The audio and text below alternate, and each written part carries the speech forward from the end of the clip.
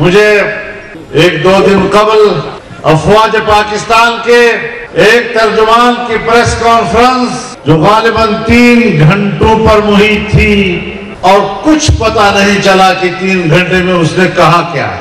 اتنی فصاحت و بلاغت کے ساتھ بات کر رہا تھا. وہ بظاہر تو تاثر دے رہا تھا کہ وہ یہ باتیں کسی اور کے خلاف کر رہا ہے، لیکن جو بھی بات کرتا تھا کوشش کرتا تھا کہ وہ میری باتوں کا جواب دے. میں جس جگہ پہ کھڑا ہوں کسی دلیل سے ہوں، میں یوں ہی دست و گریباں نہیں زمانے سے. ہمیں کیا پڑی ہے 10 لاکھ لوگوں کو اس میدان میں لانا، سفر کر کے یہاں آنا، سفر اور موسم کی تکلیف برداشت کرنا. پھر کہتا ہے کہ الیکشن کے حوالے سے فوج کا کوئی رول نہیں. میں بھی آپ کو بتانا چاہتا ہوں کہ آئین میں، قانون میں، رولز میں کوئی رولز نہیں ہے کہ فوج سیاست میں بات کرے. اور میں بھی مانتا ہوں کہ آئین اور قانون کے روح سے تمہارا کوئی رول نہیں، لیکن یہ سارا رولا ہی تیرا ہے. یہ رولا تیرا ہے. کہتا ہے فوج پر تنقید کرنا یہ ملک سے بغاوت ہے، فوج پر تنقید کرنا یہ تو ملک کے خلاف بات کرنی ہے. ہاں میں بھی جانتا ہوں کہ فوج میری ریاست کی محافظ ہے، لیکن جب آپ آئینی آرٹیکل کے مطابق حلف اٹھاتے ہو فوج میں شامل ہونے کے وقت کہ میرا سیاست سے کوئی تعلق نہیں ہوگا، میں سیاست میں کوئی حصہ نہیں لوں گا، پھر جس وقت تم سیاست میں حصہ لیتے ہو تو پھر تم اس وقت پاکستان کے فوجی نہیں رہتے. اس لیے میں تم پر تنقید کرتا ہوں. میں ملک میں کوئی اندھی سیاست نہیں کر رہا. میں ملک کے آرمی چیف کو بھی جانتا ہوں، ISI کے چیف کو بھی جانتا ہوں، میں مقتدرہ کو بھی جانتا ہوں. میں 40 سال سے زیادہ عرصہ پاکستانی سیاست سے وابستہ رہ کر کس چیز سے اب ناواقف ہوں کہ تم مجھے صفائی دو گے کہ میں نے سیاست میں حصہ لینا ہے یا نہیں. میرا دعویٰ آپ کے خلاف یہ ہے کہ تم نے سیاست میں حصہ لیا ہے، اس کے بعد تم پاکستان کے فوجی نہیں رہے کہ میرے اوپر تمہارا احترام لازم ہے. ہاں واپس فوجی بن جاؤ، جہاں سے نکلے وہی کھڑے ہو جاؤ. میں آپ کے شانہ بشانہ کھڑا ہو جاؤں. شاید یا تم نے مجھے نہیں پہچانا یا میں نے تمہیں نہیں پہچانا، لیکن مجھے پوری طرح اطمینان ہے کہ میں نے آپ کو ٹھیک سمجھا. مجھے آپ کے بارے میں اپنی رائے دینے میں کوئی کسی قسم کا تردد نہیں ہے. میرے محترم دوستو، پاکستان کے قیام میں تمہارا کوئی رول نہیں. پاکستان کو پاکستان کی ہندوستان کے مسلمانوں نے بنایا، عوام نے بنایا، قربانیاں دی اور ان قربانیوں کے نتیجے میں پاکستان بنا ہے. اور پاکستان کا جھنڈا تم نے نہیں لہرایا، پاکستان کا جھنڈا ہم نے لہرایا. پاکستان جب بنا ہے تو تمہارا کردار پاکستان کو توڑنے میں ہے، پاکستان کو بنانے میں نہیں ہے. سن 1971 میں 90,000 سے زیادہ فوجی ایک ہندو کے سامنے سرنگوں ہوئے. تمہارے کردار نے ہماری ناک کاٹی تھی. تمہارے کردار نے قوم کے سروں پر ذلت اور رسوائی کا ٹوکرا رکھا. ہم بھی آپ کو جانتے ہیں اور آپ بھی ہمیں جانتے ہیں. اور تم اگر وردی پہن کر مجھ پر کوئی روک ڈالنے کی کوشش کرتے ہو تو میں آپ کو بتانا چاہتا ہوں کہ تم سارے مل کر بھی میرے جسم پر روح تک نہیں. سیاست سے دستبردار ہو جاؤ، اپنے پوزیشن پر واپس چلے جاؤ.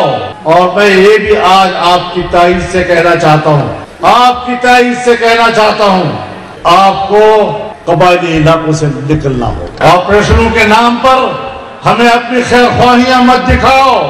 تم نے 2010 سے آپریشن شروع کیے، آج 2024 ہے، 14-15 سال ہو گئے.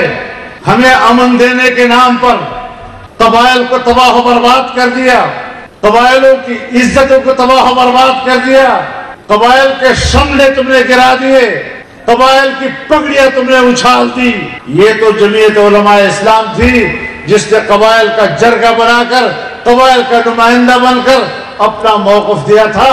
اور ہمارا گناہ یہی تھا کہ آپ نے جب پیپلز پارٹی کی حکومت تھی 2008 کے بعد، آپ نے قبائلی علاقوں میں آپریشن کا فیصلہ کیا اور میں نے کہا کہ یہ حکمت عملی ٹھیک نہیں ہے، میرا یہی گناہ تھا، اور اگر میری رائے غلط تھی تو پھر آج تک دہشت گردی ختم کیوں نہیں ہوئی؟ پھر آج تک دہشت گرد کیوں موجود ہیں؟ تم نے افغانستان کی سرحد پہ باڑ لگایا، خود باجوہ صاحب نے مجھے کہا کہ اب ہم نے باڑ لگا دیا ہے، کوئی شخص نہ ادھر جا سکے گا نہ ادھر آ سکے گا، تو 40,000 لوگ ادھر گئے، 20 سال وہاں لڑے اور پھر تمہارے باڑ کو اڑا کے واپس آ گئے۔ آج پھر میری زندگی کیوں خطرے میں ہے؟ اگر آپ میرے واقعی محافظ ہیں تو، اگر آپ میرے محافظ ہیں تو آج پھر کیوں میں اس مشکل سے گزر رہا ہوں؟ آج میرے راستے پھر غیر محفوظ کیوں ہیں؟ آج میرے گلیاں کیوں غیر محفوظ ہیں؟ آج میرے ملک کے شہری کیوں غیر محفوظ ہیں؟ تو اس کا معنی یہ ہے کہ ہم نے آپ کے آپریشن کے حوالے سے جو اس وقت تحفظات دیے تھے وہ ٹھیک تھے، اور آپ نے جو ہمیں امن و امان کا اطمینان دلایا تھا تم اپنے دعووں میں غلط ثابت ہوئے ہو، اور تم نے فیصلہ کر لیا کہ یہ شخص ہر مرحلے پر ہمارے فیصلوں میں رکاوٹ بنتا ہے۔ میرے فیصلے بھی تاریخ میں لکھے جا رہے ہیں، میری رائے بھی تاریخ کے اوراق پہ رقم ہو رہی ہے، تمہارے فیصلے بھی تاریخ کے اوراق پہ رقم ہو رہے ہیں۔ تاریخ فیصلہ کرے گی کہ تم نے قوم سے غداری کی تھی، تم نے قوم کو بیچا تھا، اس کے مفاد کو بیچا تھا، اور تاریخ لکھے گی کہ اس شخص نے اپنے قوم اور اپنے بچوں کے حقوق کی حفاظت کے لیے آواز اٹھائی۔ ہم بلا وجہ نہیں لڑا کرتے، ہمیں کسی سے لڑنے کا شوق نہیں ہے، اور آپ جانتے ہیں ہم تقریروں میں گالیاں نہیں دیا کرتے، ہم تقریروں میں کسی کا مذاق نہیں اڑاتے، لیکن ہم اپنا نقطہ نظر وضاحت سے پیش کرتے ہیں۔ ہم اپنا نقطہ نظر پیش کریں تب بھی تم ناراض، وہ آپ کی مرضی۔ آج کہتے ہو 9 مئی 9 مئی 9 مئی، اور 9 مئی کو جو ہوا تھا وہ غداری ہے اور ہم یہ کر دیں گے، ہم وہ کر دیں گے۔ اور خدا کے بندے، تمہاری دھاندلی کے نتیجے میں جو مینڈیٹ سامنے آیا، اب 2 راستے ہیں آپ کے لیے، یا کہہ دو کہ ہم نے دھاندلی کی ہے جس طرح کہ ہمارا دعویٰ ہے آپ کے اوپر، کہہ دو کہ ہم نے دھاندلی کی ہے، اور اگر تم نے دھاندلی نہیں کی تو پھر عوام نے آپ کے 9 مئی کے بیانیے کو دفن کر دیا، اسے مسترد کر دیا۔ میرے محترم دوستو، اور آپ نے ایک بار پھر پاکستان کے سیاہ و سفید کے مالکوں کو یہ پیغام دے دیا ہے کہ ہم اس ملک کے لیے آپ کی جعلی اسمبلیوں کو قبول نہیں کر رہے۔